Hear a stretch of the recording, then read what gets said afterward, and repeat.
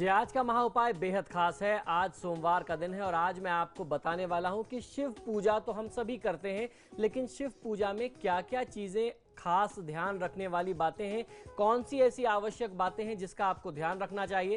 क्योंकि भगवान शिव के बारे में कहते हैं कि वो बहुत ही सरल देवता हैं। वो एक लोटा जल से प्रसन्न हो जाते हैं, लेकिन अगर एक बार रुष्ट हो जाएं तो उन्हें मना पाना बहुत ज़्यादा मुश्किल, बहुत कठिन होता है किसी साधक के लिए।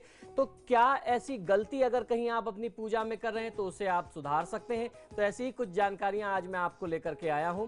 शास्त्रों के मुताबिक शिव की उपासना करने से जीवन से हर प्रकार का भय, संकट, परेशानियों को दूर करने का एक बहुत ही सरल माध्यम है शिव जी की आराधना कर लेना।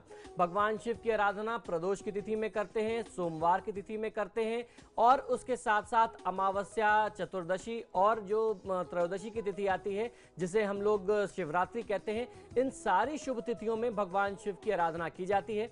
धार्मिक मान्यता है कि इस दौरान भगवान शिव की भक्ति में किए गए शिव स्तोत्र या मंत्रों का जाप, जो भी पूजा विधान आप करते हैं, वो आपको मनचाहे फल देते हैं। क्योंकि भगवान शिव की जो पूजा है वो हमेशा जो है किसी कारण से की जाती है, या अगर आप किसी संकल्प विशेष के साथ करें, जिसे हम सकाम अनुष्ठान कहते हैं, रुद्राभिषेक आदि की जो प्रक्रिया है, यदि आप सकाम अनुष्ठान की तरह शिव पूजा करते हैं तो आपको बहुत अच्छा लाभ मिलता है।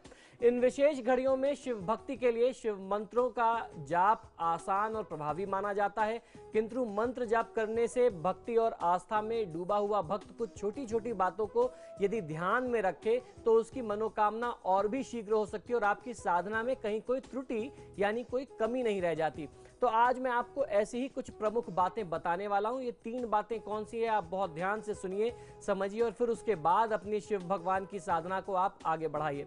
मंत्र जब आरंभ करने से पहले भगवान शिव की मूर्ति या शिवलिंग पर आपको बिल्वपत्र चढ़ाना चाहिए और बिल्वपत्र चढ़ाने के बाद आपको जलधारा अर्पित करनी चाहिए। उसके बाद आप अपना मंत्र जाप आरंभ करें।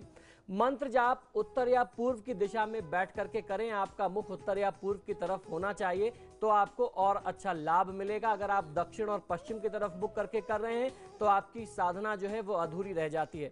उत्तर दिशा में मुख करके इस वजह से साधना करनी चाहिए क्योंकि कहते हैं कि भगवान शिव जो है वो कैलाश पर रहते हैं, जो हिमालय क्षेत्र में उत्तर दिशा में आता है। भारतीय परिवेश के अनुसार तो आपको उत्तर दिशा की ओर मुख करके भगवान शिव की साधना करनी चाहिए। शिव मंत्रों का जप रुद्राक्ष की माला पर ही करना चाहिए। ये बहुत ज्यादा लाभ देता है, हर प्रकार की कामना सिद्धि के लिए बहुत ही शुभ और प्रभावशाली माना गया है। रुद्राक्ष धारण करके यदि आप भगवान शिव की साधना करते हैं तो निश्चित ही आपको भगवान शिव की कृपा बहुत सहज स्वरूप में मिलती है। जब आप भगवान शिव की पूजा आराधना कर लेते हैं, मंत्र जाप कर लेते हैं, भगवान शिव की आरती कर लेते हैं, कोई भी साधक जब भगवान शिव की परिक्रमा करता है तो आपको ये ध्यान रखना चाहिए कि भगवान शिव की परिक्रमा हमेशा आधी परिक्रमा होती है, अर्ध परिक्रमा की जाती है, पूरी परिक्रमा नहीं करते। उनके अर्घे को आप लांघते नहीं है, जहां से वो जल निकल रहा होता है वो उस निष्प्रयोज्य जल को आपको लांघना नहीं होता है। तो भगवान शिव की परिक्रमा आप जब भी करें आधी परिक्रमा करें। कोई भी जातक, कोई भी साधक अगर पूरी परिक्रमा करता है तो इससे भगवान शिव रुष्ट होते हैं, नाराज होते हैं और जब भगवान शिव नाराज होते हैं तो सारी परिस्थितियां आपके विपरीत बनने लगती हैं। तो हो सकता है आप भगवान शिव की साधना काफी समय से कर रहे हो, लेकिन जैसी आपको उम्मीद थी, जैसा आप लाभ चाहते थे, वैसा लाभ नहीं मिल पा रहा था। हो सकता है इनमें से कहीं ना कहीं कोई गलती आप कर रहे हो।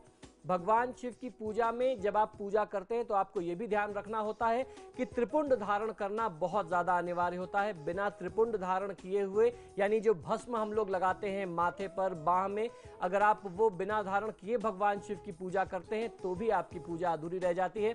तो यदि आप नियमित भगवान शिव की आराधना करते हैं या आप किसी विशेष अवसर पर भगवान शिव की आराधना करते हैं तो इन छोटी छोटी बातों का ध्यान रखिए, आपको बहुत अच्छा लाभ मिलेगा। भगवान शिव प्रसन्न होंगे तो सारी सृष्टि आपके अनुसार कार्य करेगी, क्योंकि इस सृष्टि का संचालन जो है वो भगवान शिव करते हैं। उनकी कृपा से ही आपका जीवन जो है वो सुखमय बन सकता है। तो ये था आज का महा उपाय। सुधांशु बांदा से हमारे साथ जुड़ गए। सुधांशु, अपना सवाल पूछिए और साथ ही अपनी डिटेल बताइए। जी नमस्कार, बताइए।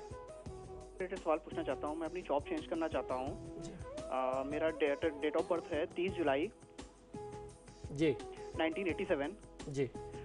जन्म स्थान है मुरादाबाद जी और टाइम है सुबह के 6:27 जी।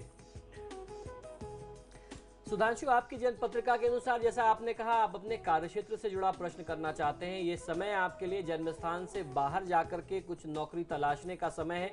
यदि आप अपने जन्म स्थान से बाहर जाकर के कुछ एफर्ट्स करते हैं या आप पहले से ही अपने जन्म स्थान से बाहर हैं, तो वर्तमान समय में आपको कुछ नए अवसर जरूर तलाशने चाहिए। प्राइवेट सेक्टर में नौकरी के लिए आपके लिए परिस्थितियां आपके पक्ष में बन रही हैं, बहुत अच्छी स्थिति बनती है।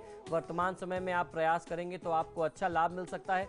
आपके आगामी भविष्य की शुभता के लिए, अच्छे भविष्य के लिए, उज्जवल भविष्य के लिए आपको एक सुझाव देता हूं।